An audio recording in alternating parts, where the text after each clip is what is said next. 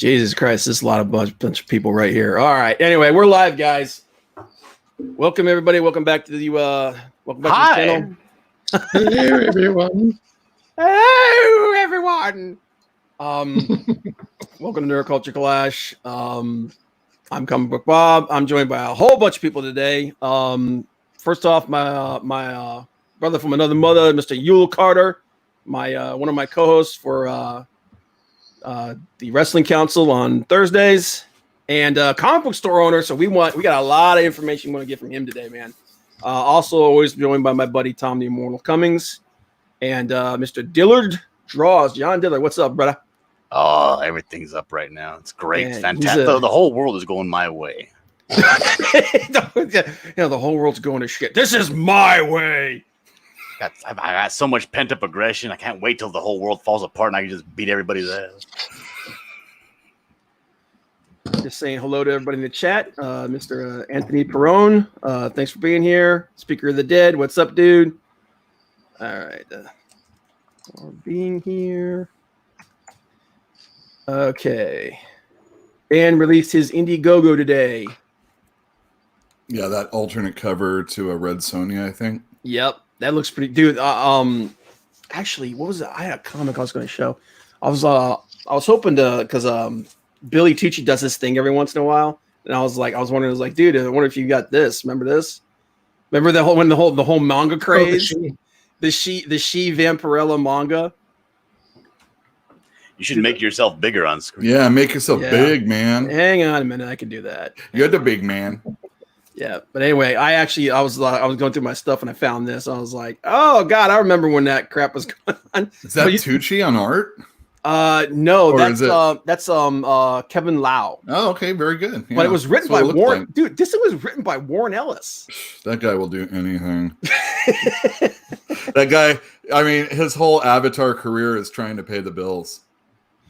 But no, I just was like, all these people doing these cover crossovers and everything, man. And I was like, that's like a really 80s thing. But I think it's cool that Dan's finally getting back, like legit getting back into comics, because it's been a while. Because he's been doing a lot of like concept art stuff and things like that. Yeah, making real money.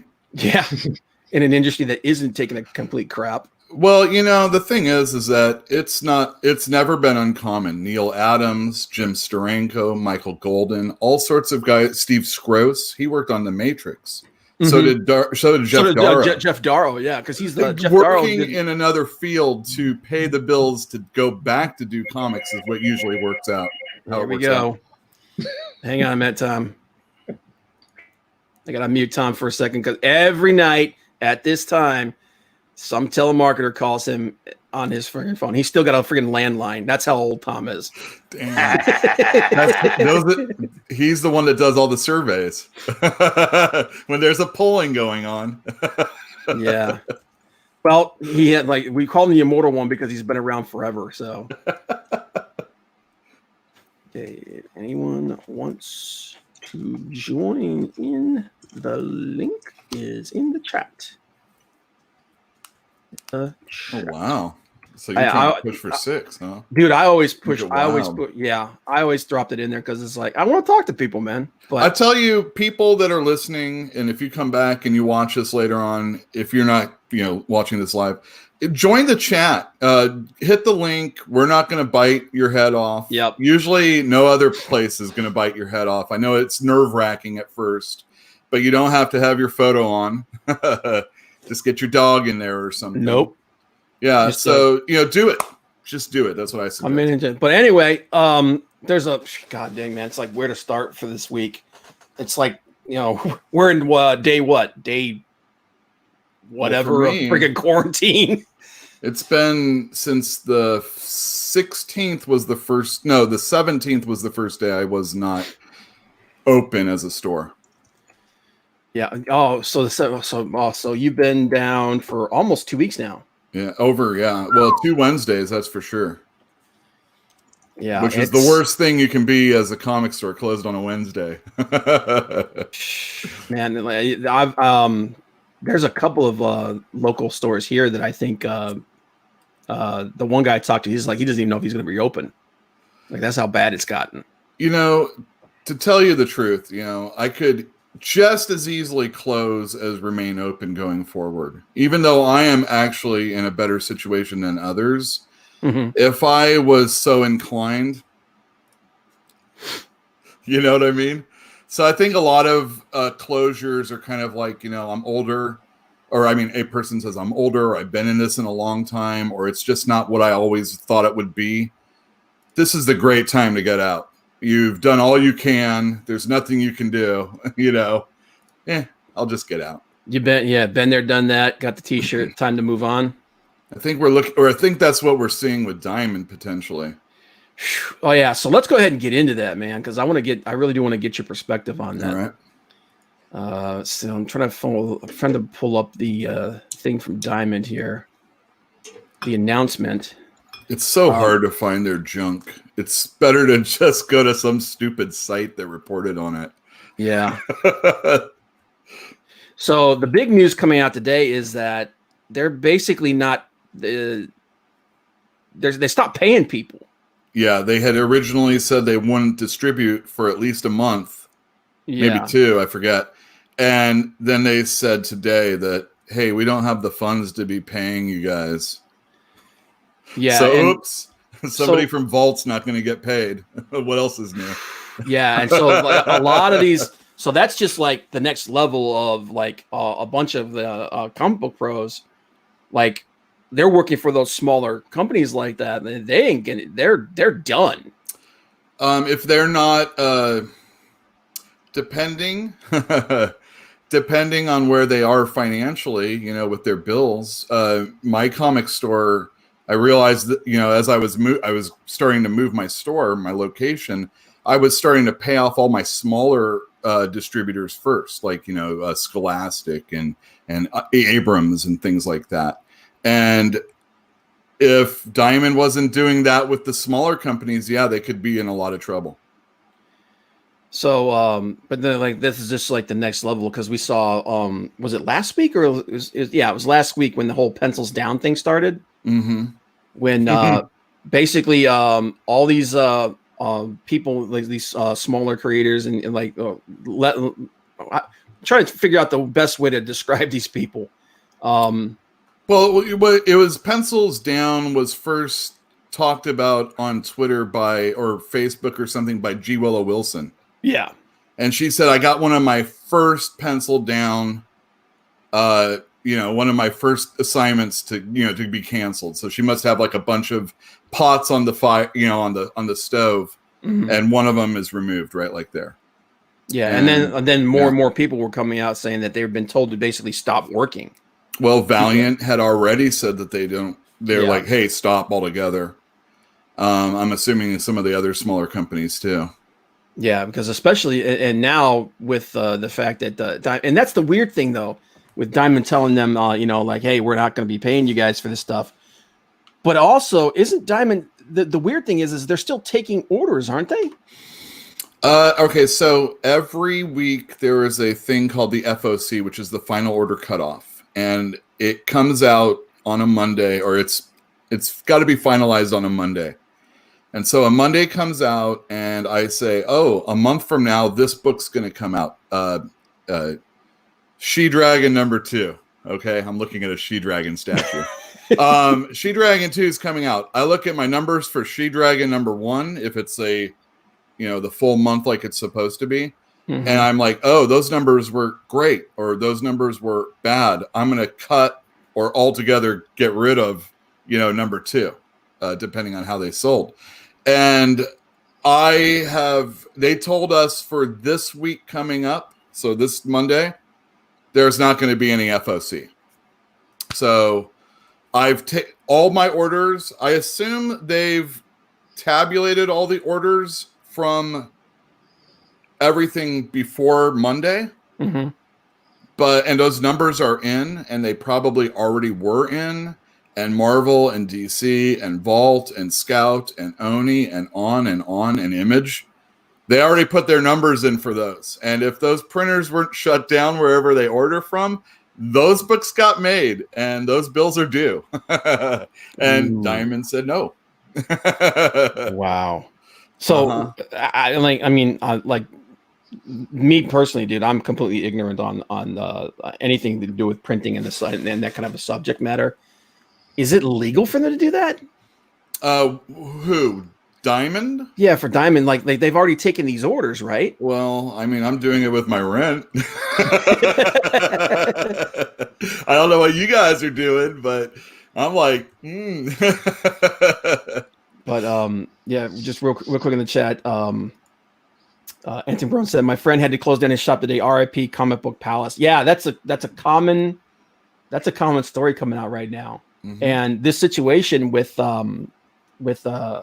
Diamond, but even before that, the whole situation with Marvel and DC, where they basically dragged their feet. Everybody else, all the other smaller companies were coming out talking about things they were going to do to help mitigate the costs. And well, the thing is, Bob, let's be real about it. Yeah, those small companies, what are they, like 2% of the industry? Yeah, you know. What I'm saying though is those small companies, they were doing stuff that they could help, and Marvel and DC were just basically like zero dark 30. There was nothing from them. Well, they have less to lose in a way. Like if they lose their one big selling book, they're not a company anymore. You know. Yeah. If Marvel goes away, they're not a company either. Probably. Yeah, you know? Well, yeah, man. I mean, that's like, especially considering the all the news we hear coming out of out of Disney, with the whole thing with them getting going for like was it a $6 billion loan? Oh yeah, and they're gonna put that money at Marvel Comics. Yeah. But and then like we were talking, that's what we were talking about that on the Pontificators about like why Disney is in such dire straits right now because of that. They're also in dire straits because they own so much. Yeah. Well, I can only imagine like the entire entertainment industry is dead and Disney owns like 75% of it or something. Well, one of the things was that I can't remember who it was that brought it up, but the Fox deal, like that bled a lot of their free cash. Yeah. They were expecting they were not expecting, obviously they weren't expecting a pandemic. Yeah. But this was like, they were expecting to be able to recoup some of that over a period of time. And then this thing happened. So a lot of their liquid asset was just gone. Oh, poor Disney. Yeah. But now we're seeing what happens when you own everything. You extend your it's almost like in a war when you extend yourself too far, you weaken yourself to the point where you're easily broken.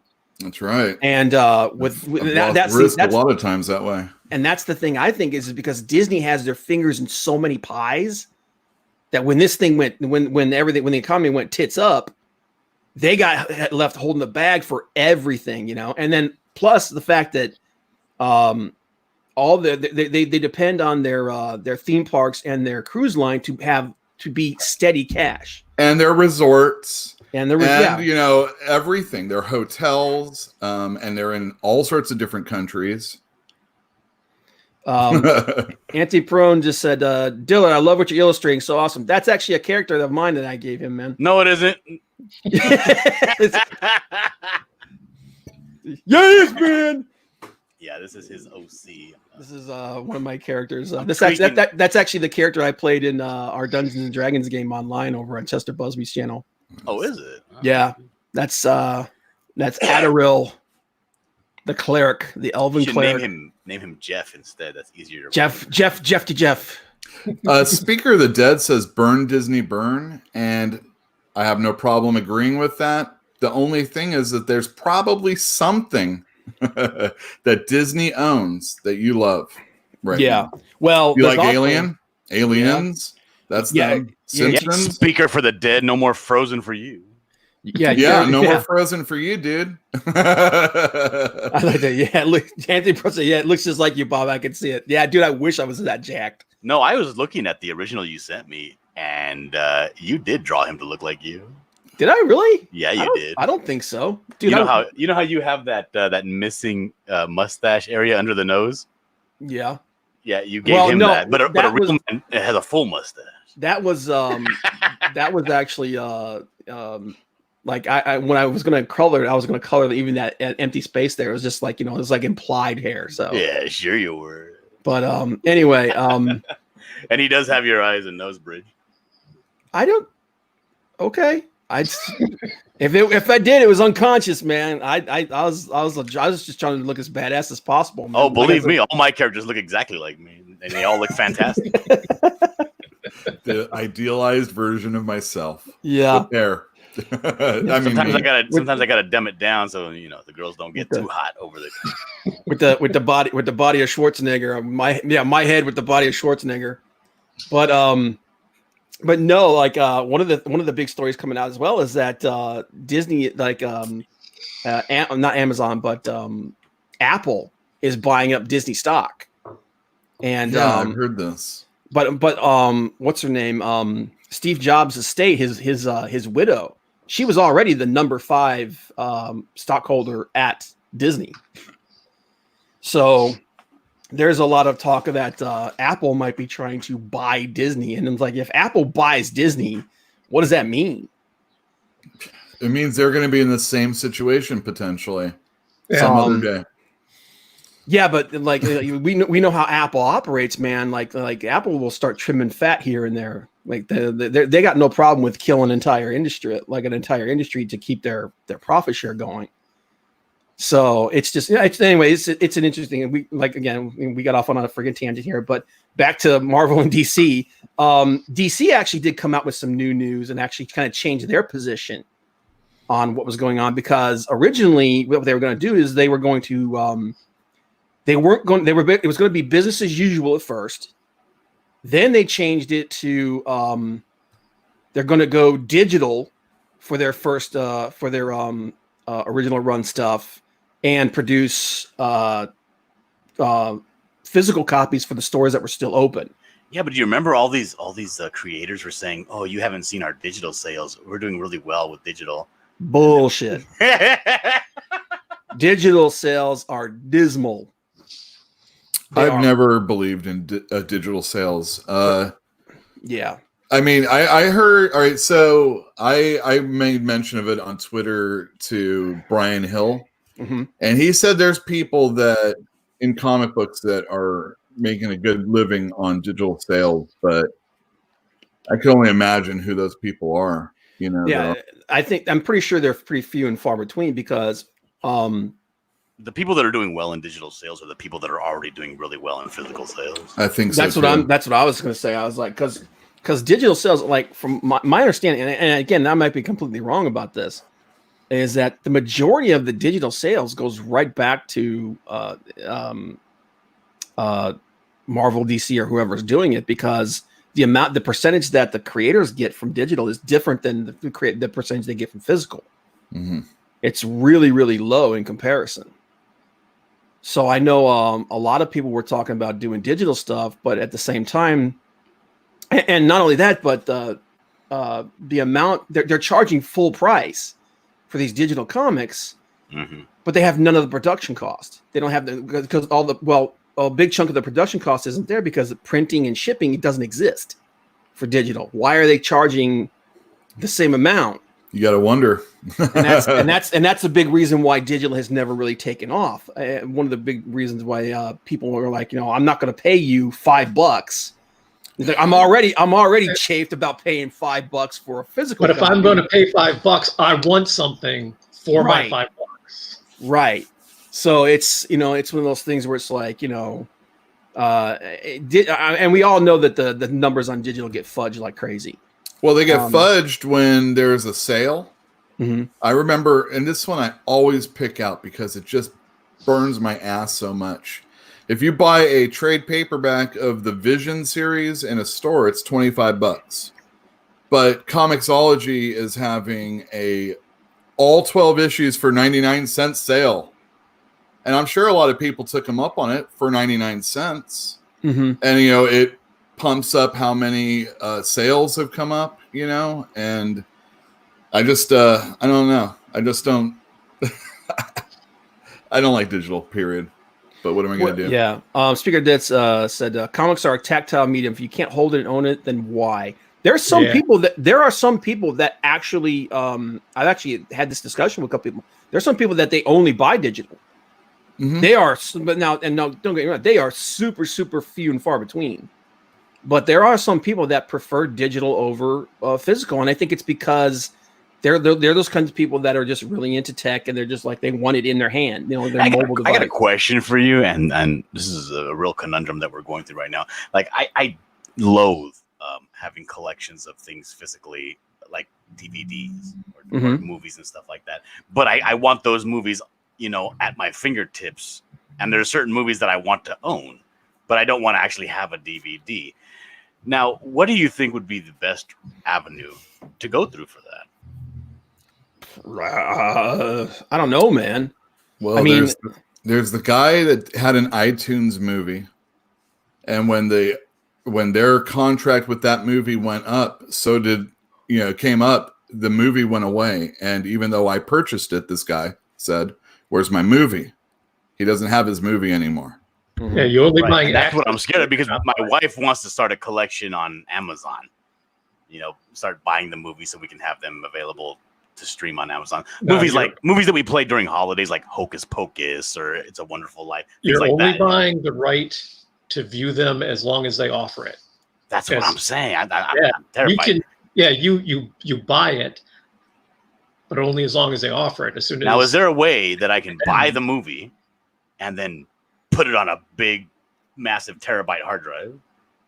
No, because the way licensing works now, you don't, unless you go buy a physical copy and then take that and rip it digitally to a hard drive, you don't get to own the actual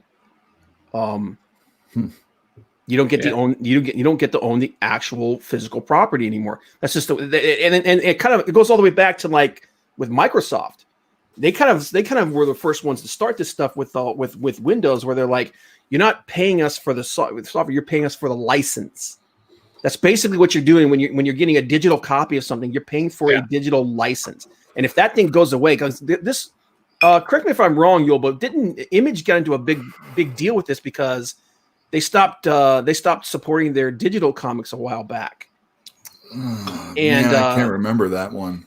And some of this stuff was going away, and a lot of people were like, "No, you can't take that away from us. We paid for it." And they're like, "Well, no, because the service is this is no longer what we're doing anymore. Mm-hmm. You only pay for the access to what we offer, and once we don't offer it anymore, it's gone."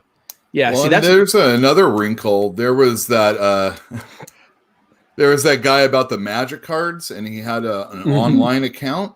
Mm-hmm. And then he got salty with someone on social media, and everybody hated him, and they locked him out of his account. Could you imagine, like, all right, I got my library of movies, and I'm going to go online and be this movie critic dude because, there's not enough of those out there.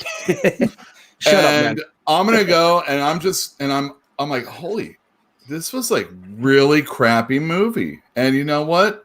I'm going to get salty with my language when I'm talking about it. And then they're like, you know what? I don't need you talking about our movies. Yeah. No, yeah. They can do that with comic books too. I mean, it's happened. They've done that before. I know of certain I know certain incidents where certain comic books disappeared. Like I think Comixology had an issue with this not like a few years ago, where certain people were saying, "Hey, where are my comics? My comics disappeared." And I think, and it was like, "Well, we're not carrying that anymore."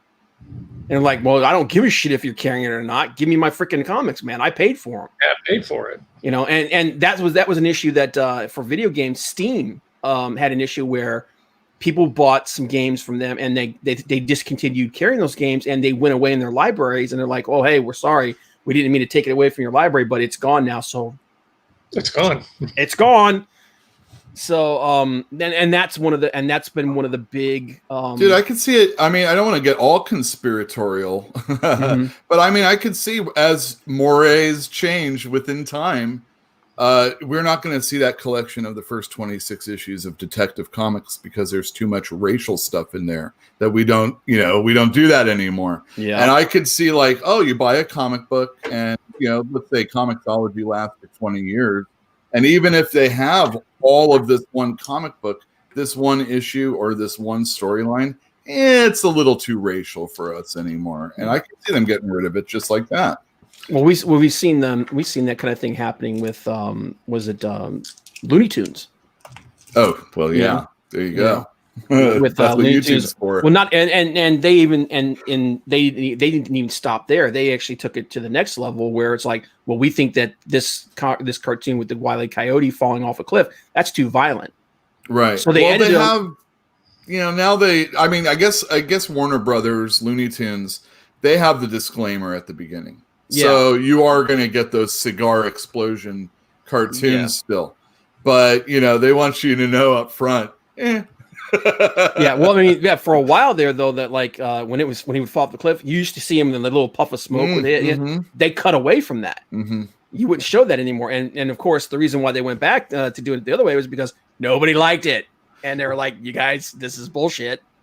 Give us back our crap." But that's always been one of the big poo-poos about digital is what happens if they take it away. You know what I mean? Well, because they're not good. What happens? It's gone. Yeah. You bought it, but you no longer have your access because. But they either want to make space for something else, or. So buying things digitally, you got to remember, you're not buying that thing. You're buying access to it as long as they provide it. Just rip it. Yeah, that's basically what I used to do. I'll buy it and rip it. How's that? Because I'm a security guard, dude, and I used to like watch movies all the time at work because I didn't have anything else to do. I would go to the video store. You're supposed to watch The Premises. What are you doing? Shut up. Dude, right now where I work at is so dead because it's pretty much shut down. It's literally the only reason I'm there. I'm not there to like guard anything because there's nothing there. I'm there to make sure the place doesn't catch on fire. That's pretty much it. Oh man, Bob's worst day. And you're watching movies instead, huh? I'm watching movies and playing video games. You can still smell smoke. Yeah, not over at that place, man. But no, but what I used to do is I would go to the video store. I would get like 4 or 5 movies. I'd take them home and rip them before work, and then just they'd be on my hard drive. And I still have a whole bunch of friggin' movies that I did that digitally. And that actually that brings up a point that Anthony said here is like digital is also so easy to pirate. One buys it, millions get it for free. Yeah, dude, there's whole websites that have pirated comics. But here's an interesting thing about that, though. That same thing happens to manga, and manga is actually blowing up. Their industry is continuing to grow. So what's the difference? People like it. Yeah, well, not only that, but they make manga to sell. Well, all right. So, the thing is, if you see something and you like it, you're probably gonna buy it. You buy the next one. And the thing is, people don't want you watching these movies and telling people about it because they don't want the word of mouth spreading that their movie's trash. Yeah. Yeah, I mean, it's not. Jim Zub, he writes comic books. He is the guy that rails against pirated comic books the most, and I agree with him as far as his premise is concerned. But he says that these are all they downloaded my champions. 1 million people wanted to download my champions. 1 million people that downloaded comic books just downloaded champions. Okay, dude, let's be real about it. Yeah. Not only that, a person that steals isn't a person that necessarily gives money anyway. You can't count them in to an industry that isn't making money. Yeah, they are stealing it, but they'll just go steal something else. And they wouldn't watch the stuff I steal. Yeah, they wouldn't be buying. They wouldn't. Those are the people that wouldn't be buying the comic anyway. Right. Yeah, I mean, the thing is, most of the stuff that gets stolen is the stuff that you say, I'll watch that when it comes out on video. Right. Hey, man, if someone steals something I can't sell at the store, they're doing me a favor sometimes. Okay? Yeah, they're basically telling me what not to buy. Ever again. But Anthony Perone just because one of the best Xmas movies ever, The Ref. Dude, I love that movie. Back when Dennis Leary actually had balls. I never seen it. You've never seen The Ref? No. See The Ref. It's hilarious. Dude, that's awesome just for that monologue where he goes off on them at the end. Mm-hmm. Dude, that's a really good movie, man. That is actually one of the best Christmas movies, right up there with Die Hard. And if anybody disputes it, I will punch you in the face. But no, then taking this tangent right back. And then DC changed it and said that now they're not going to do any first run books at all. So they weren't going to publish any for a month. Well, no. What they said was they first came out and said they were going to make comic books returnable up until like June. Yeah. Okay. And that's great, but I'm not open. And then who's going to distribute it? Diamond's not doing that. And then they said during that same thing that they were going to explore other avenues on how to release their comic books. And me personally, I think that's basically Walmart is what they're saying. Yeah. Those kind of things. And, if Walmart carries them, maybe they can take their truck over to a comic store too, maybe. And besides, there's not even that many comic stores anymore. It won't be so hard. They're going out of they're going out of business left and right, man. But they didn't say they weren't going to do digital same day. So we assumed this Wednesday, Batman 92 was going to come out digitally, just not physically. Mm-hmm. And then today, their announcement said that the only digital they're going to release are like some trade paperbacks that they would, sell. Basically back issues or trades, things that and have some already kids been stuff too, I think. But but I think everybody's. The question I have about that is why did they backtrack on that?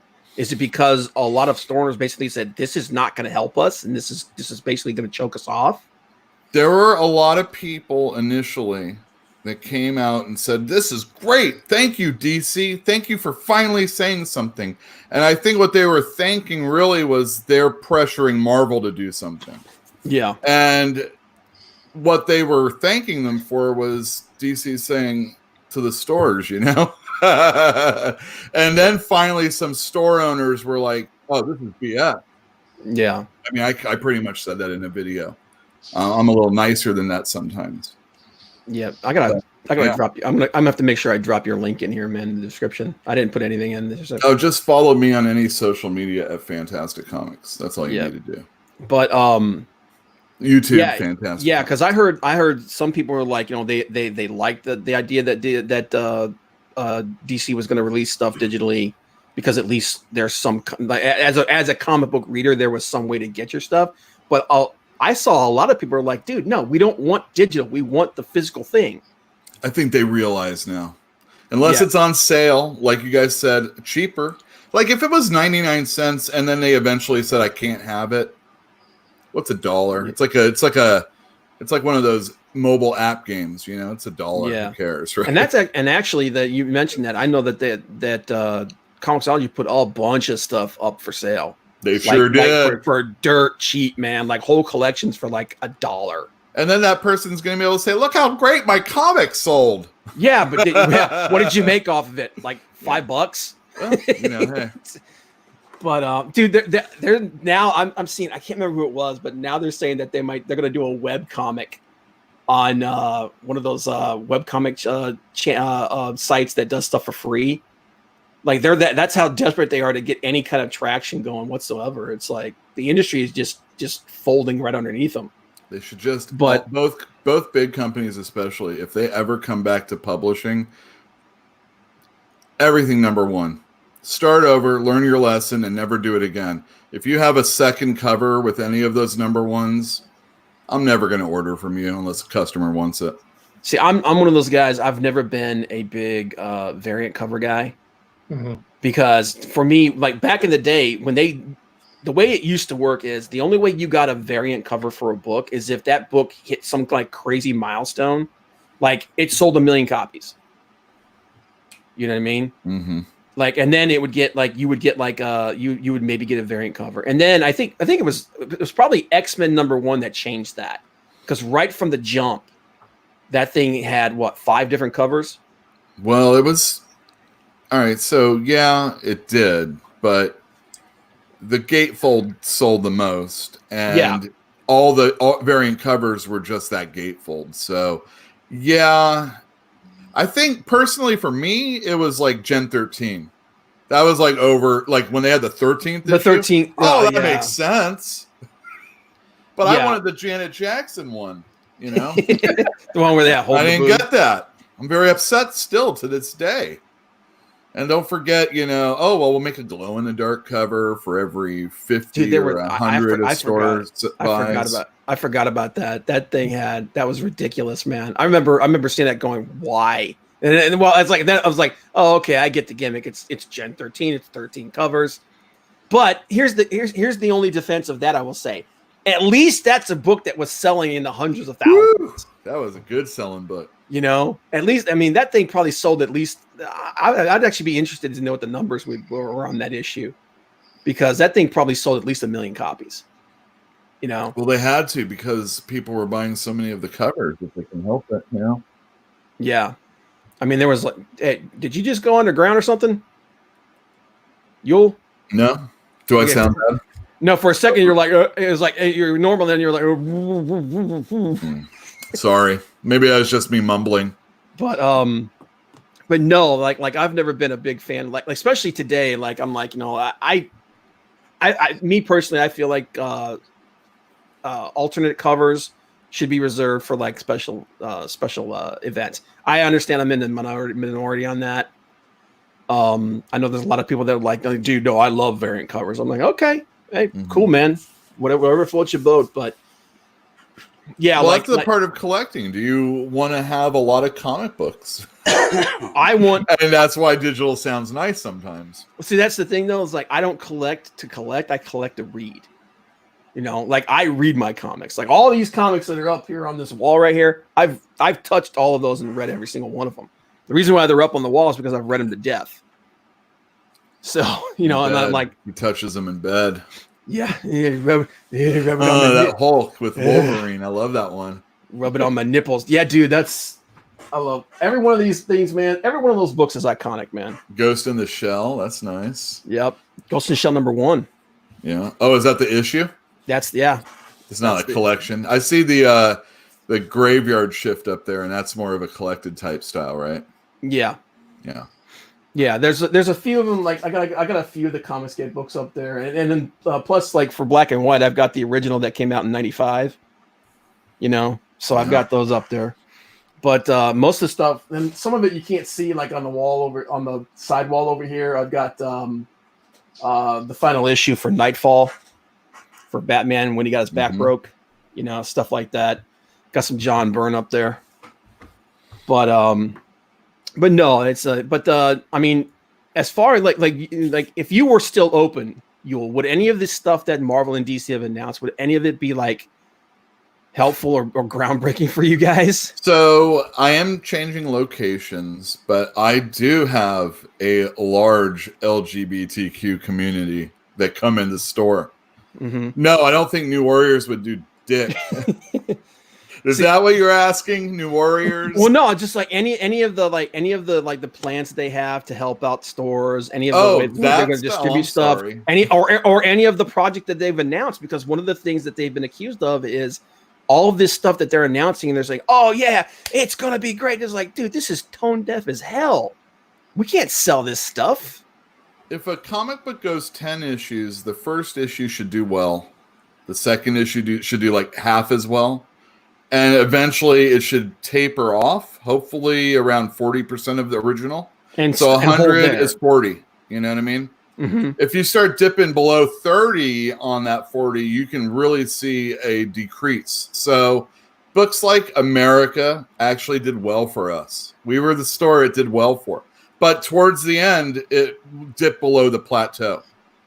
So you can take a look at it and say, no, it was not a successful series ultimately. Did I make money and did I sell more than I had left over at the end? Yeah, totally. I mean, and I still sometimes sell it. People come in and ask for the book. But I don't think that new book is going to be that way. It's going to be more like Avengers West Coast and not that good, Yeah. Well, the thing, and Marvel on their 80% discount or whatever, And if it is free, I don't care. Well, speaking about that book in particular, a lot of the people, like the people that I guess it would be aimed at, which would be the LGBTQ community, a lot of them are pissed at that book. Yeah, they are. Everybody's pissed. It's everybody came together on that one. Thank you. Yeah, because they're like, this is how you see us. Is like, and not only that, but like the people who are pissed off because they're like, this is how you see us. This is the visual you have of us. This is what you think we are. But a lot of them also that were like, dude, this isn't going to help us at all. Like you're basically taking our cause and what have you, and you're making it into a joke. You're not trying to teach anybody anything. You're not trying to reach out to anybody. You're basically just doing this to piss people off. All right. So if this book was satire all the way through, you can't see me because I didn't do it right. Satire all the way through, and funny, like legitimately funny. Okay. And yeah, maybe it's poking fun at those individuals. Maybe it's speaking from an understanding that everybody can go, oh, that is kind of funny. That would be one thing, but I don't think it's going to be that way. And well, Kibble Smith, that video that he made, you could tell it wasn't. It's like he said, this is the typical jock. I'm like, that's the typical jock, huh? I don't know. All right. Yeah. There could be some humor if that's the typical jock, but I don't think so. I think that's what he thinks the typical jock is. I'm just going to color this in fluorescence if you don't give me some direction here. Woo! Oh, well, maybe it's the 80s, right? Well, okay. He's got red hair. Okay. I like the hair. It's fine. Yeah. I'm talking about this character in particular. He actually got red hair. He's actually got red hair. He's got kind of a darker complexion because he's a ranger. He's an elf. He's in the woods a lot, and his armor what color is his shield?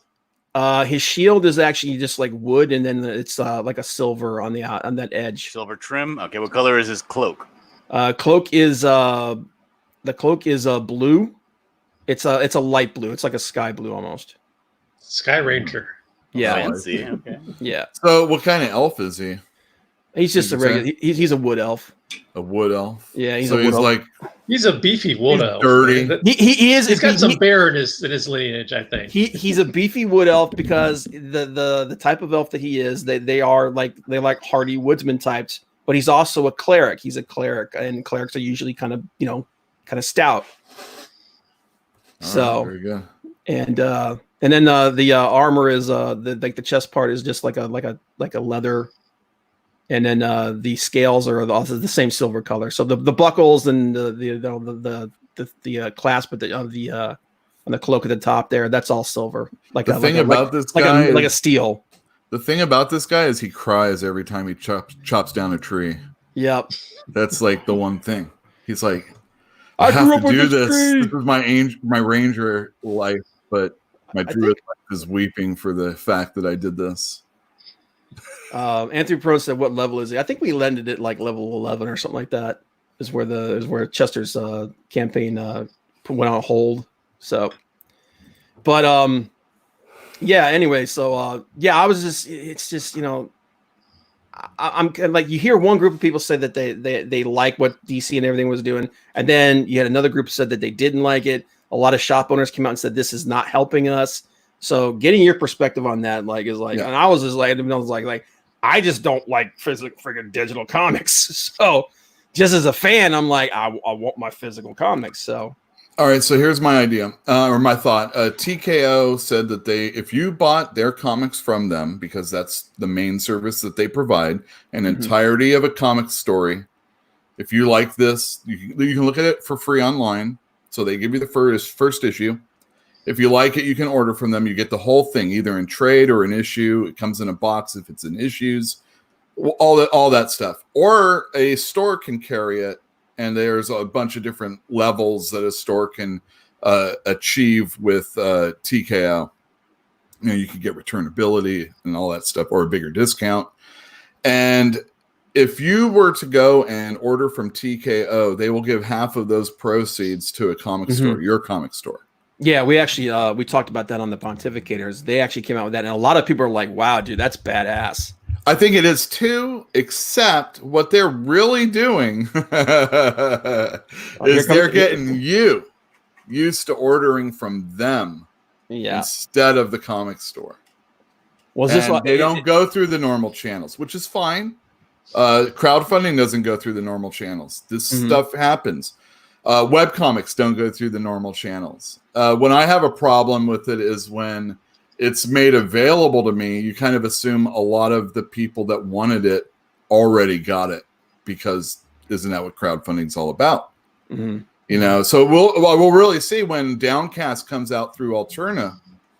Alterna's not the biggest company in the world, but we'll see if that equates in sales for them also going forward because of, you know, the crowdfunding aspect of that stuff.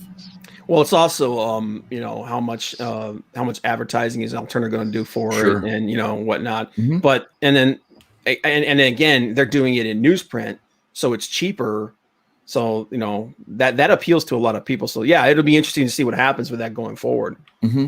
But I'm just saying that it's not as altruistic as people may think it is. You know, it's helping them, it's serving them to give. I mean, hey, anytime some corporation is like when the WWE, when they're like, yeah, it's Women's Month, we're going to do the breast cancer awareness, you know, month or whatever. Yeah. And it's like, do you really care? Do you really care? Well, I mean, Stephanie McMahon's come out before and said, like, this is really good. This is a good look for our company when we do stuff like this. Yeah. And it's Vince is like, idiot. I do like breasts. So. Well, yeah, we want to make that. We want to make sure those breasts stick around, people, especially when they're connected to a blonde woman. You know, especially when it's connected to a blonde woman. I love the blondes. Like a dog. we got so much crap to talk about on Thursday. Whew. Oh my God. It's funny because there's nothing to talk about, but there's so much to talk. It's like the comic book stuff. There's no comic books coming out, but holy cow, the entire industry is like teetering on the cliff, you know? What's because like, we're watching all the pros melt down in real time on social media.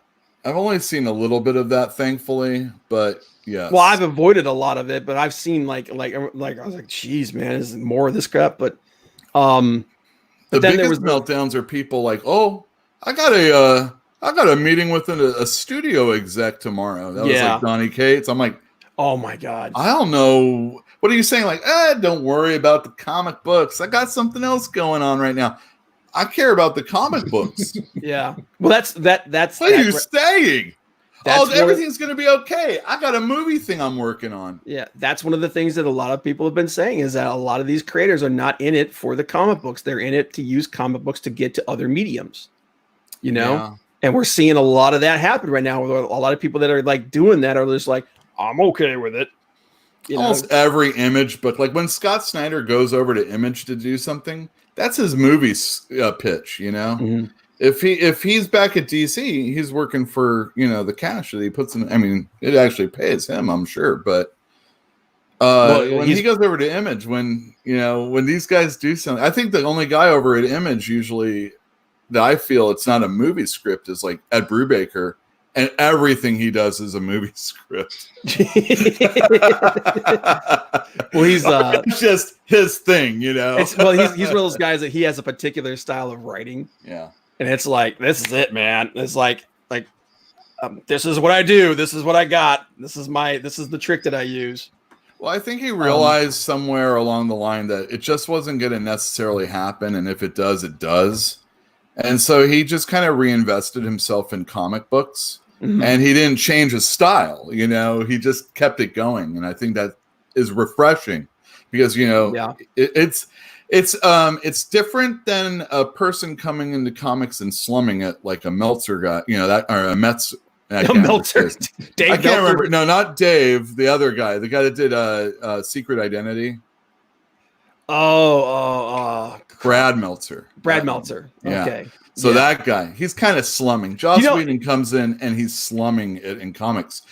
Ed Brubaker tried to get out of comics and got sucked in because there ain't nothing else. Yeah. It's a little bit different than slumming. He's stuck here like the rest of us. You know? I keep forgetting that Meltzer did comics. I always think of him as the conspiracy novelist guy. No, he's the guy that let Batman get mind raped and and Whatshername get raped. Dude, yeah. Dude, and then she was murdered, and don't forget she had a kid. She wasn't like just every freaking trope. People like that was what women in refrigerators should have been based on. Yeah, that entire book. But not only that, but the way he killed her, he set her on fire. Like he burned her. It was like, damn, dude. Yeah, but, and it also ruined that other character. He was like, "Oh, you mean I can fuck up?" Can I say that? All these characters that you don't care about. All right, let's do it, man. Let's do it. But not the metal men. We're gonna make them look cool. But you know what he liked as a kid. Yeah. So yeah, it's going to be interesting to see what happens with comic books going forward, man. And definitely, like I said, they want you to come on Pontificators so they can pick your brain because I know as a fan, yeah. you got one perspective. Art and his like specialty store front thing. I'm like, what? You're crazy. Hey, dude, I watched in an affluent area out here before all this junk. I saw a painting, like a Disney kind of painting store. You know, you go in and you see all the high art, but it's all Disney character type stuff.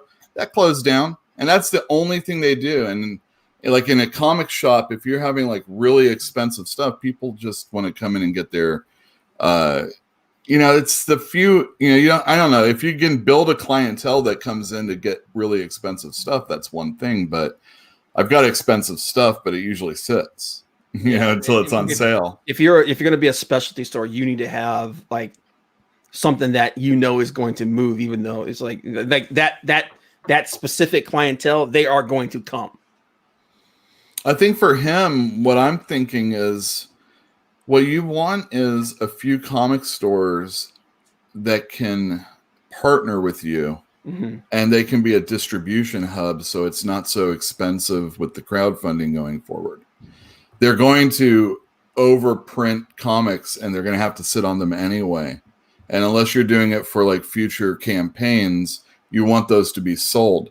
So if you could have like 2 or 4 comic stores in the country that are known for having your item, then those would be the stores that you would order from, depending on where you are. And it would be cheaper shipping, that kind of stuff. Yeah. But it would have to be a lot less expensive than what crowdfunded comics usually are. Yeah. John, real quick, the wrappings that are underneath those gauntlets, that cloth stuff, that's white. Okay. It's like a white gray color. So just letting you know. You said you wanted direction. I'm giving you some direction. What about the belt buckle? Yeah. But the I'm assuming the buckle's silver. Yeah, it's all that gunmetal steel, Wait, what are you talking about when you say the wrapping? You're talking about the wrappings on his arms or the his arms, the second layer of the plate? The wrapping on his arm, the cloth part, where whereas the bottom part of his forearm you can see underneath there, and then the mid part of his. This stuff that I just did, that's all going to be brown as well. No. The plates on top are going to be the colors. You had those right. Those plates are okay, and then the layer underneath that is brown, and then the stuff underneath that, where his the cloth on his arms. I got you. Yeah, except for the 2 leather straps on each one. Right, except for the 2 leather straps. No, they're the same color. But no, man, it's like I said, it's like because when you're a fan, you have one perspective on how things are gonna work, but if you're a store, you're like, no, bitch, this is we need shit over here. Well, the thing, it's so weird being a store owner. When I was an employee of a comic store, I could be the same shithead I always am, but I try not to be, but it still would happen. But now as a store owner, what I like and what sells are two vastly different things. Yeah. Well, yeah. I mean, like you just said, like America was a big seller for you, and it's because, and I think a lot of that has to do with region. Where you're at is going to, certain books are going to sell. You have, like you said, you have a big LGBTQ community where you're at. We're in Berkeley, California also. And I know a lot of people think things about Berkeley. Yeah. It's been a while since there's been like a crazy riot or anything. Just make sure your book has somebody smoking hemp in it. Dude, when and I'm not even like anti-Obama, but when he first won, it was like pandemonium out on the streets, and I was working, and I'm like, I still gotta work, and I'm like, I just know the streets getting picked up is gonna be like hell getting home. And it's like I'm just like a worker. It's why am I here on a Tuesday? And yeah, so like out here, Saga is my number one book. I actually like Saga. Yeah, Saga's cool. It is. Saga's an interesting book, man. Yeah, and it's hurt our like everybody wants to know like how is how are these things happening that are affecting your store and stuff like that. Nothing has hurt my store more than Saga not coming out for at least 14 months. Yeah, when he decided to take that real long he said a year. It's been a lot longer. Yeah. Well, that might be one of those situations where he intended to take a year off, and then he looked at the way the market was going, and it was like, yeah, screw this. Yeah, but he still had Paper Girls that did well for us. It did well, not as well. Things for us, Image, originally they had been in the area when we opened.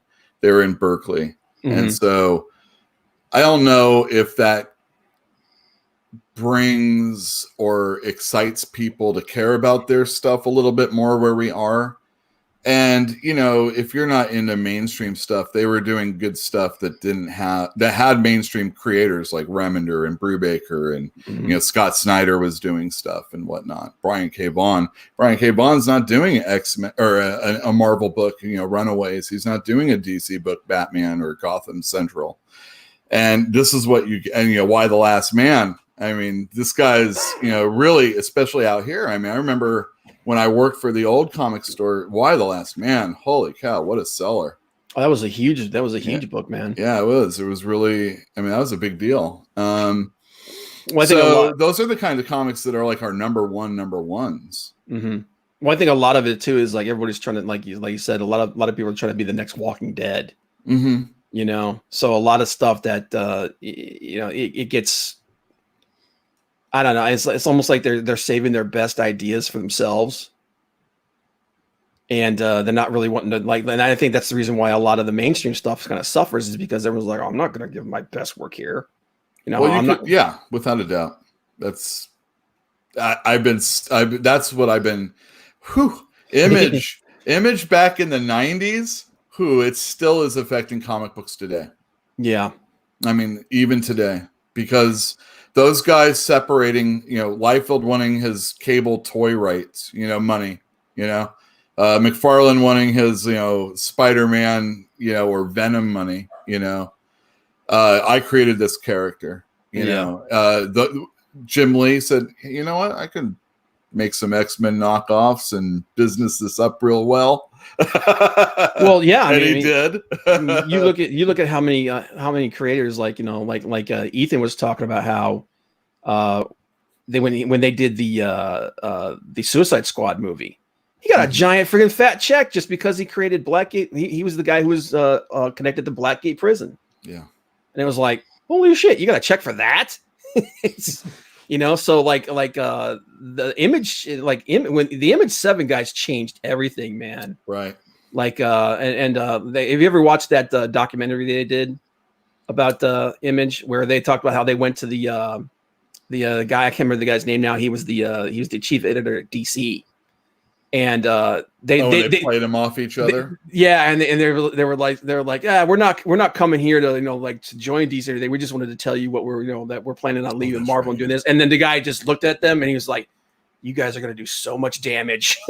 It's funny because that led to Marvel suffering, DC and them both scrambling, Marvel eventually buying Heroes World distribution. Mm-hmm. And then, only going through them, Diamond starting to pick up contracts with companies. It began the buying of contracts for, rights to publish company or to distribute companies' stuff. Yeah. So when they got DC, Diamond Capital was like, oh man, we got to get Dark Horse and all these other Capital. That's really quick. That's the name of the other company that I couldn't remember. You can't we already know it's always been this way. DC and Marvel are like 98% of the comic book industry. And it's like all that 2%. And Capital couldn't just distribute slave labor stuff or whatever it was at the time. Yeah, because it wasn't going to do anything for them. I mean, it did well because it's in the day, but she, I think, wouldn't do as well these days in the mainstream marketplace. And there's all sorts of reasons, Marvel pushing the little guys out. There's being too much stuff. It's just a crazy industry. Yeah. Well, I definitely think Marvel, with their flood the market strategy, has done far more damage than it has done good. Yeah, man, like you could trace so much of the way things changed back to the Image guys that and I could not remember like the name of the other company that was like Diamond's direct competitor until you just named it, because like that's how long it's been that Diamond has been the only game in town. But all right, so a lot of people say this guy's eyes. What's that? His eyes are green. All right. Diamond is a monopoly of it's not, I don't know what they call it, like of convenience. I would call it a monopoly of convenience. Yeah. Like Marvel and them kind of wanted that to happen. So when Marvel bought their own distribution company, it didn't go well in the end. No. And Diamond had, like I said, they got DC and Capital got Image, and Image barely put stuff out, and it was always the B team or C team books. And they folded, Heroes World folded, or Heroes Unlimited, whatever it was called. That was the Marvel one. They also at the same time had like a theme restaurant in Florida, I do believe. And that was failing. It's just, again, like Vince McMahon. I call comics, people have been saying it recently, but I've been saying it for years. Comics are carny. And it's just like WWFE, whatever you want to call it, Vince McMahon. And not just Vince McMahon, but all the territory people. You don't want people getting over. That's why Chris Claremont wrote every X-Men book or was in charge of everything. And then when he was bounced out, it was someone else taking over. And it's, there's these little cliques and things like that that go on in comics. It's always going to go on, and it all is carny. And it's all definitely entertainment. Because it's showing you this, but giving you this, and it's not. You don't want this. Yeah. You don't want sleight of hand. It's sleight of hand, man. It's always the promise of something better going forward. It's like, this is a great event this time. Yeah, nothing will ever be the same again. Don't worry, okay. Nothing will ever be the same again. That's not a hoax. Which is, from the old days. Not a hoax, not a dream. This is real. Welcome to the Superman dies. Yeah. How many times has he died? Yeah. Well, like, and you know what? I'm 100% sure that by next week, this situation is going to completely change again. Like, this thing is literally like, it's like Mercury right now. It's just shifting constantly. So it'll be interesting. Not going to do digital either this week. Yeah. I know, yeah, but for how long though? That's the question. And I think, and like I said, it's gonna be like everything else. They're gonna test the air every week until this thing is done, and then and like you said, they're deciding right now whether or not they want to even continue to support mom and pop stores, and they just when it goes to like Amazon and bookstores and Walmart. I'll tell you what though, we're set up. If Marvel and DC went digital only, we are already in the process before this pandemic of moving into a smaller location. And I was already in a situation where I was going to have to cut orders to what people specifically wanted and a few more because I just don't have space. Mm-hmm. But what I knew was manga has been selling better for us. And the all ages stuff, and not the DC all ages stuff. The DC kids stuff, like the superhero girls, the DC, like the ones that Dustin Nguyen does, the guy who did like the Paul Dini detective book. Yeah, well, he has an all ages superhero, Batman, Superman, Wonder Woman book. Also, it's called the Secret Superhero Society. They're in high school. Yeah, I saw it. Cool. And it's like interactive. It has like homework that the kids had to look at and Batman's computer. And it's just a really good book. And those are the ones that I sell very well. Scholastic, Amulet, Telgemeier. I know we've all heard of Telgemeier. Comic Book Bob, I got to dip out. I'm sorry, man. No problem, man. I'll talk to you later. Thanks for being on, brother. All right, thanks. Check out the Dillard Draws, guys. Yeah, go sub to Dillard. He's superior than this show anyway. Shut up and get out of here before I kick you out. Thanks, John. But no, man, and that's it's actually like it's funny that you mentioned that book by Dustin Nguyen because like that's a better version, in my opinion, of the characters in high school than this thing that they just announced is Gotham High. Yes, that's the YA books that I personally don't think are doing very well for us. They're not, well, that's the consensus everywhere, but they're doing it. They're doing it anyway. They're doing it anyway. Well, they are, but I personally am not ordering them. At first I was ordering them. And one of them did well, and it was for a lot of people that enjoyed the artwork. Me personally, I looked at it and I'm like, this is the worst looking art-wise. But this person had fans enough to actually come in and buy the book. That's a plus. But other than that book, I'm not into any of them. So I don't think they've been that very good, unfortunately. No, they haven't been good, but they keep doing them, and it's the only reason the only possible reason they could be doing it is because they like the narrative, because they're not making any money off of it.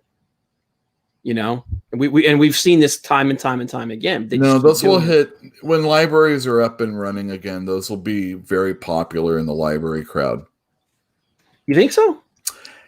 Yeah, I think so. If we can see a book like Squirrel Girl continue on, and I mean, I have a lot of customers that like it. I personally have tried to read it and can't stand it. Dude, every it just store doesn't do it for me. I've actually went to about 4 different stores, and I asked them, how is this? I traveled all over the Cleveland area. And I asked them, how does this? And one of the things I asked them is, how's that book selling? It's like, this thing sells like shit. Yeah. Oh, it does. Oh, yeah. and again, I think it's probably a regional thing, Mm-hmm. And I don't think that gets talked about enough. Is that wherever you're at, the region that you're in, it's going to affect what sells and what doesn't. Yep. So, but up here in Ohio, man, nobody liked that book. That book was awful. It was bad. It wasn't for me.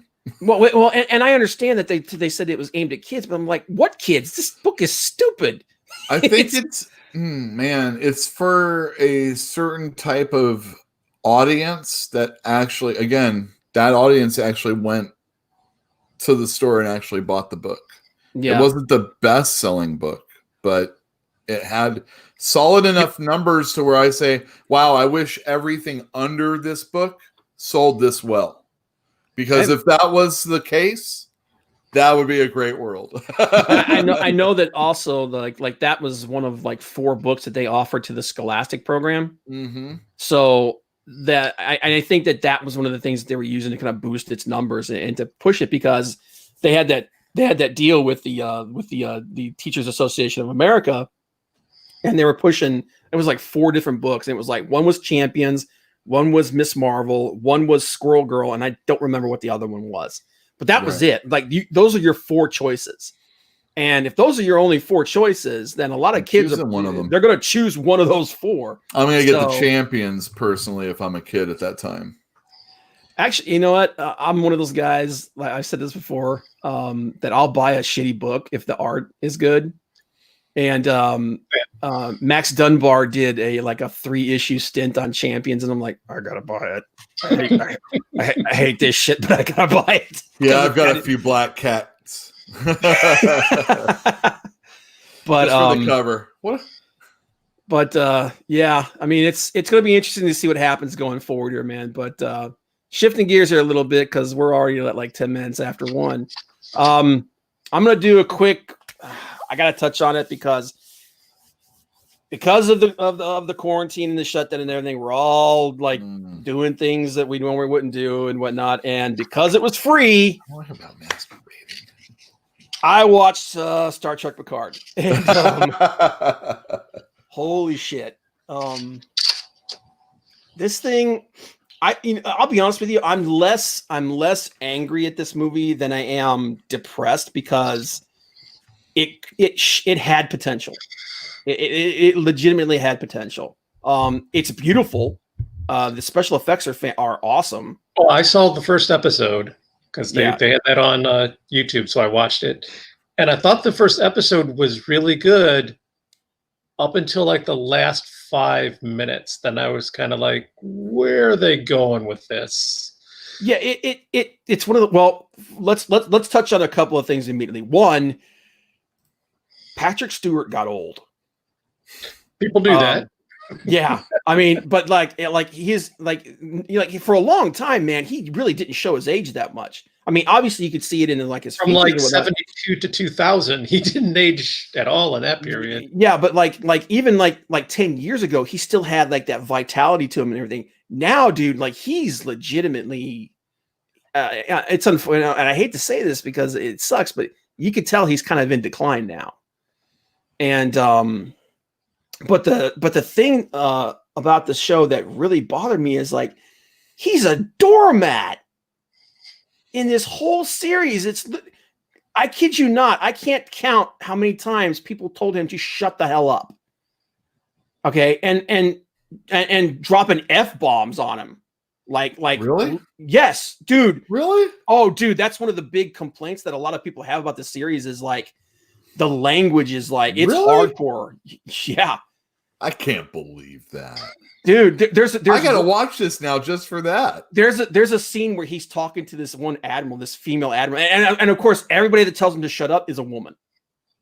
No, I'm not kidding. Every single one of them that tells him to shut up is a woman. And he's just like, okay.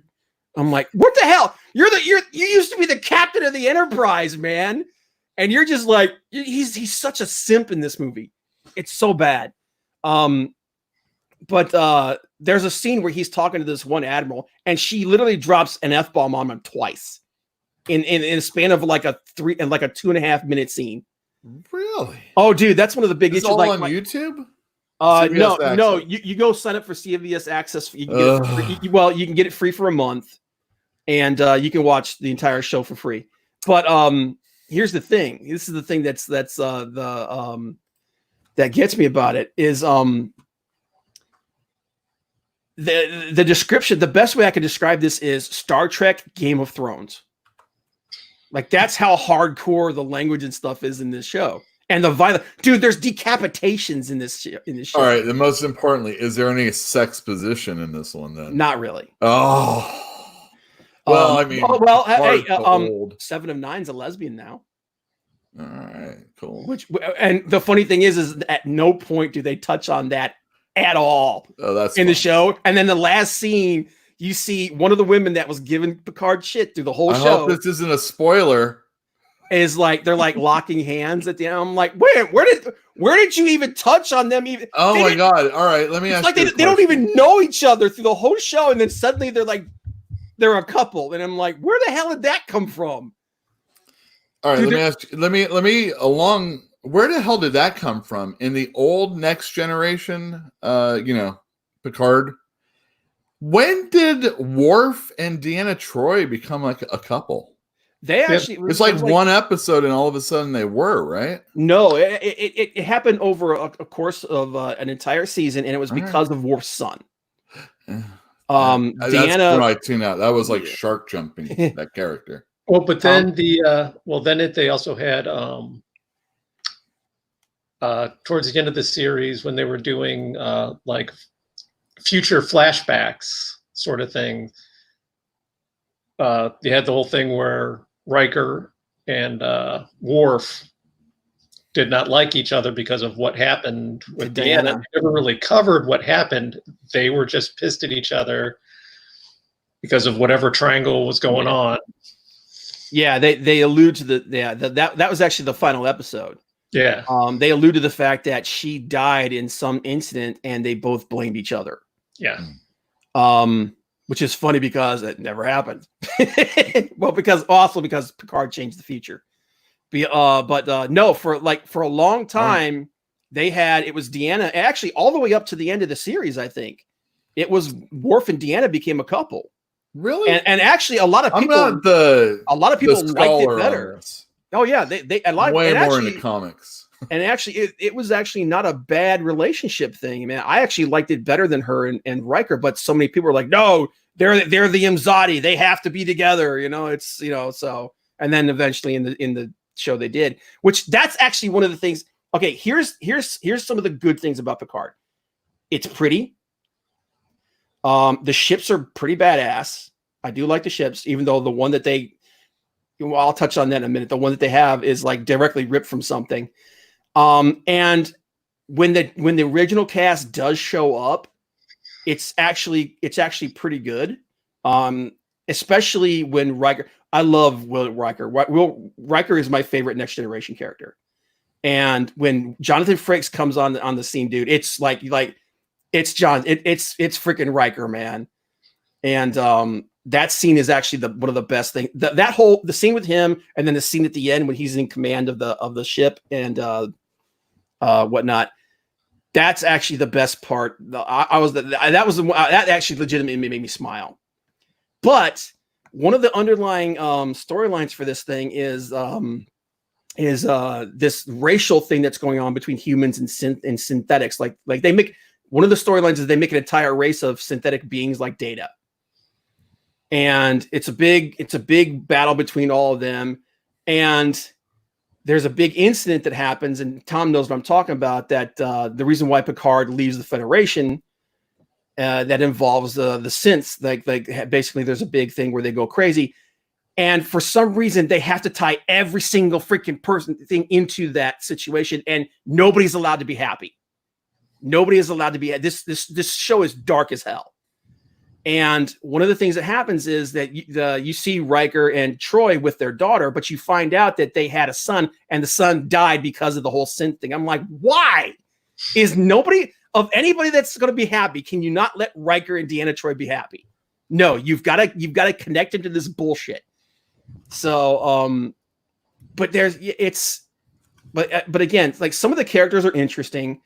But the biggest problem is that you can tell very easily that the people who are in charge of the show, and I'm trying to remember the guy's name right now, Caraban. Michael Chabon, yeah. Pulitzer Prize winning Michael Chabon. Whatever. Michael Chabon. Berkeley native Michael Chabon. Yeah, whatever. Yeah, you know what? That doesn't surprise me at all. You could tell these people are not Star Trek fans. You can tell that they didn't do their research. You could tell that. I don't know, man. You're telling me about it, and it sounds really good. Dude, no, it's not. It really. If you're a Star Trek, let me put it this way: if you are not a Star Trek fan and you know nothing about Star Trek and you watch this show, you might actually like it. I know a lot about Star Trek, but I can't get into. I don't know what the different uniforms mean or anything like that. I'm not that much into it. I don't speak Klingon. Yeah, the thing is that a lot of the elements of the show don't make any sense. And there are whole plot elements in the show that they're there and then they're gone and then you never talk about them again. Like the Borg. That's bad. The Borg angle is like there's a big thing where there's a Borg cube and it's supposed to be this big deal. It's there and it's in a scene and then it's gone and then they never talk about it again. It's like, what the hell, man? It's and they kill and they bring in people like the character Hugh, the Borg character Hugh, and then they just take a complete crap on them. It's like they're there, just like, hey guys, remember this? Yeah, But the thing is like a lot of people are so like one of the things about the new Star Trek shows is that they get crapped on a lot because they borrow things from other properties. And in fact, Discovery is embroiled in a huge lawsuit because literally the entire first season of Discovery was stolen from a video game called Tardigrades. And I mean, like you could put them side by side, and you're like, even the characters look the same. So that's a huge thing going on. But in this one, it's Mass Effect. Like literally, the whole synthetic storyline is stolen from Mass Effect. Like even the scene, like the ship that Picard is using in the show looks very, very, very eerily similar to the Normandy from the Mass Effect games. And then the big ending scene with when the synthetics contact this ancient synthetic race to come and destroy the humans. In Mass Effect 3 there's a race called the Reapers, and that's what they do. They come to Earth to kill everybody. That scene plays out exactly like it did in the video game in the show. So it's like the show is literally Mass Effect. But one of the biggest problems is that Picard's not Picard, man. He's so weak in this. And there's like, and like I said, if you're a Star Trek fan, this show's gonna drive you crazy, because like I was telling Tom, one of the things that drove me crazy about it was, there have been multiple episodes where they talk about Vulcans and how the bright light doesn't hurt them because they have an inner eyelid. And then there's a scene where there's a Vulcan character who's one of the main storyline characters, and she's wearing sunglasses. You know, it's like, why the hell is she wearing? It's like, why the hell is she wearing sunglasses? And it's like the same reason why they have one of the other chicks vaping in the show is because it's cool. And dude, Jordy had sunglasses. It was okay then. He was freaking blind, man. Like if this character had like artificial eyes and needed devices, I would have been okay with that. But no, there's whole scenes where it's like things happen and it doesn't make any sense. It's like if you got this underground organization who are basically the bad guys in this show, and you're trying to get people, and there's not very many of you left, and you're trying to get people, people to your cause. Why would you do a ritual where you kill every single one of them but one? Don't you need soldiers? Don't you need people to fight for you? But you're going to put them through this ritual that kills them all. It's stuff like that. It's just like, this makes no sense. It makes no sense at all. But and that's like, and again, like I can't go too far into it without completely ruining it for people who do want to watch it.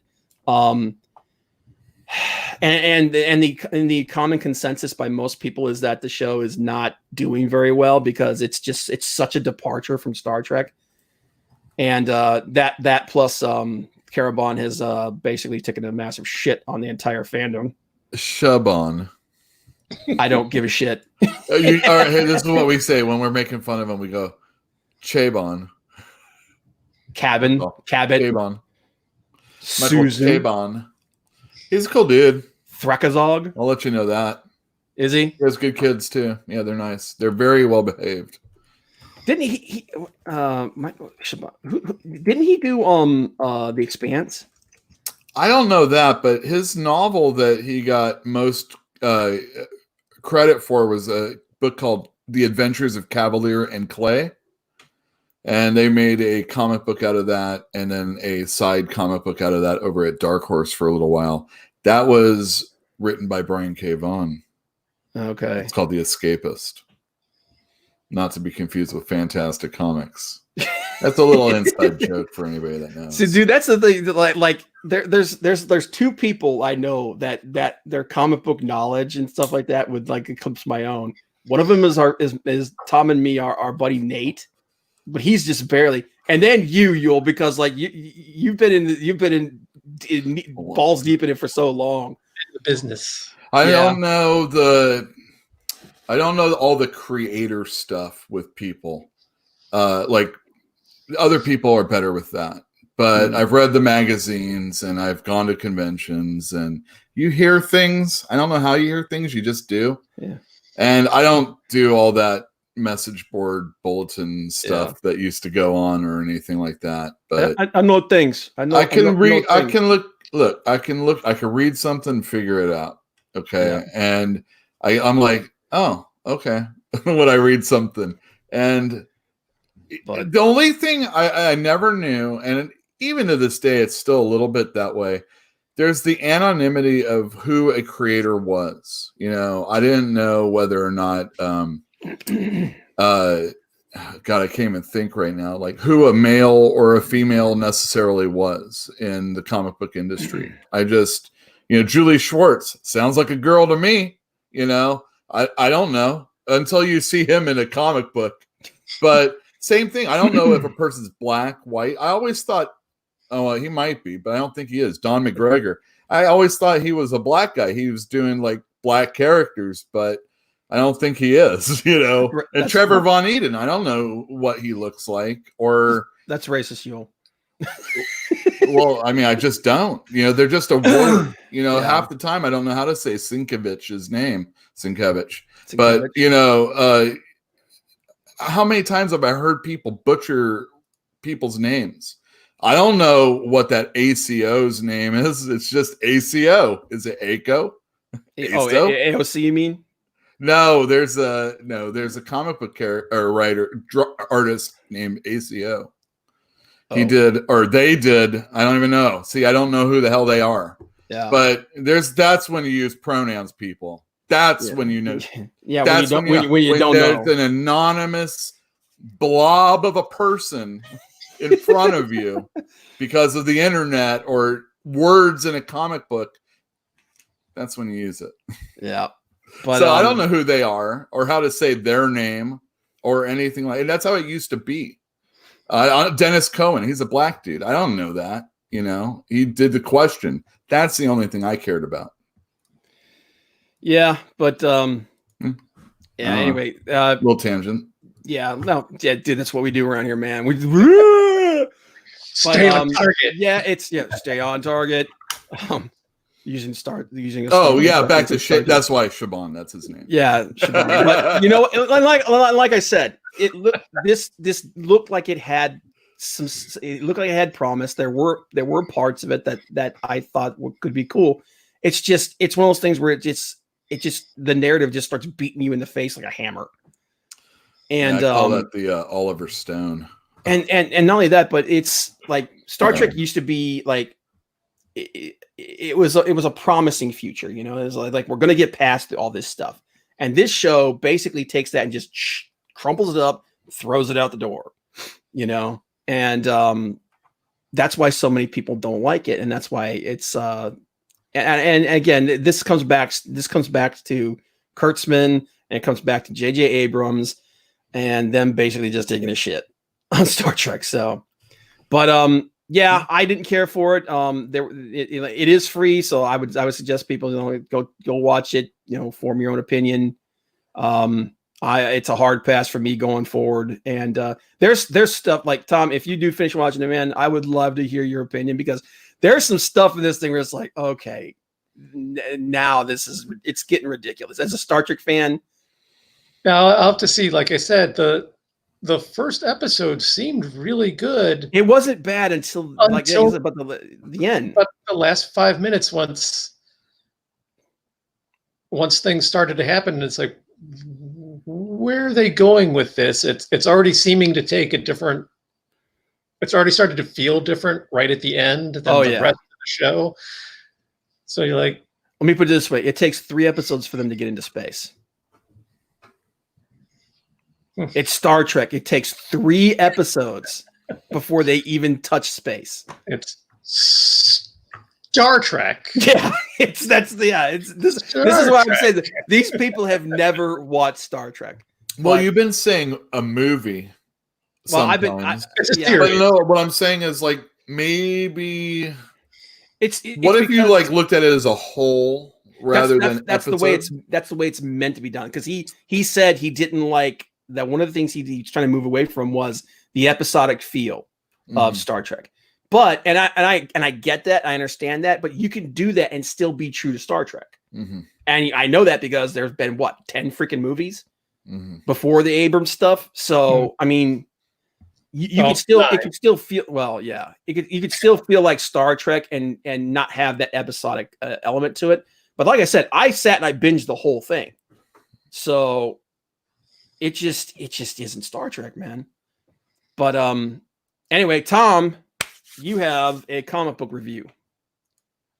Say we're already in about an hour and a half. If It's okay, dude. I mean, how far are you going to go into this thing, man? like I said, not very far. I really didn't get to read nearly as much as I want to do on it. Okay. So, but anyway, I did a really crappy review of Die a while back, and it was awful. And Tom's gonna try to fix that. Probably next week. Not right now, because I said, we're at an hour and a half, so we'll probably hold that off until next week then. So, but anyway, I would say there's something I would like to mention real quick. Okay. There's last week or the week before, like right when all this started, Overly Sarcastic did a thing on, I think, like Friday night, where she sat down and she read Poe stories. Edgar Allan Poe. Yeah, Edgar Allan Poe. She did The Raven, did Fall of the House of Usher. So she's like reading them and stuff, and that was pretty good. They were doing it to raise money for a charity, and they like completely blew away their goal. So she's like, well, what else can we do? So she actually read My Immortal. Do either of you know what that is? Vaguely. It is the worst, absolute god-awful fanfic. This girl that loves Twilight. Oh, it's the Harry Potter. No, isn't it the Harry Potter thing? It's Twilight and Harry Potter. Oh God! It's basically Harry Potter, but they're all vampires. Oh, that's awesome. That's awesome. Oh, it is. I mean, beautiful. Not awesome. Yells over here. Oh yeah, that's awesome. I mean, she's gonna read them. You said, right? Well, she already read them. You can watch it on YouTube. Oh. There you go. I don't have to read it now. There's like 40 chapters. Oh my God. Plus author notes at the beginning of each chapter that are written like in text messaging. So it has like everything's abbreviated and written badly. And she just reads it as written. And what channel is this? Overly Sarcastic Productions. Yeah. All right. I'll drop a link. And first, the Poe one was really good. I mean, but it is such a train wreck. And you can tell that this girl is that's great. Like somewhere between 12 and 16 writing this stuff. Because I mean, literally the first sex scene is like, and he pushed me up against a tree and he put his boy thing in my girl thing and we had the sex. Wow. I am liking the sex. And it's nice. And there's one where they're like, and we got all the drugs and we smoked all the drugs. Like, and we smoked all the drugs. Okay. Riveting, man. Oh, it is 40 chapters. I hope they're only like a page each. Oh my God. There's one paragraph where 3 times in the paragraph she starts to cry. I cried and then I stopped and then I cried again. No, not yet. I stopped. It's like and then I cried and then he said this and then I cried and then he cried and then I cried. I mean, that's the paragraph. That's my great. God. Could you write that way on purpose? I couldn't. Apparently somebody did. Yeah, but they purposely meant to write. Can you purposely mean to write that way? I mean, man. I'm not necessarily a great writer, but I don't think I write poorly. And writing poorly on purpose, unless I'm wrong, maybe I just write poorly. A baboon throwing its shit at the wall could write better than that. Okay. So but we're not talking about Die though right now when we said that. No. Die is actually awesome. Tom's going to do a review of it next week. Yes, I will. And he's going to fix the butchering that I did. But anyway, thanks for being here, everybody. Appreciate it. If you do watch this later, please hit like, subscribe, share it out on social media. YouTube does not help small channels anymore. We have to do it ourselves, and everything we do is greatly appreciated. But more than that, leave a comment below. Leave if you have any ideas, if you agree with us, disagree with us, if you have any ideas for future shows, definitely put them out there and leave them for us, guys. But until next week, I'll see you all later.